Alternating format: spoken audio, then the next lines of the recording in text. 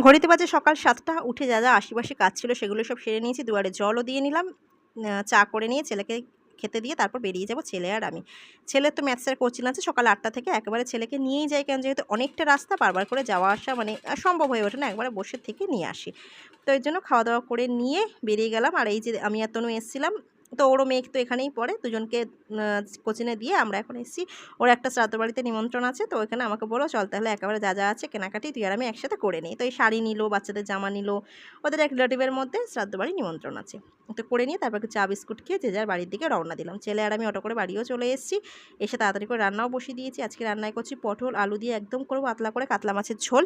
ভাতে উচ্ছে আলু সিদ্ধ দিয়ে দিয়েছি, আর রয়েছে আমের টক। অল্প একটু চিকেন এনেছিল, এটাকে ম্যারিনেট করে রেখে দেবো, রাতে একটু চিকেন ফ্রাই করব। ছেলে আবার এই চিকেন ফ্রাইটা ভীষণ ভালোবাসে খেতে। এখানে এই যে হলুদ গুঁড়ো, লঙ্কার গুঁড়ো, অনেকটা পাতিলেবুর রস, ময়দা আর ডিম দিয়ে মাখিয়ে রেখে দিয়েছি, রাত্রিবেলা এটা চিকেন ফ্রাই করব।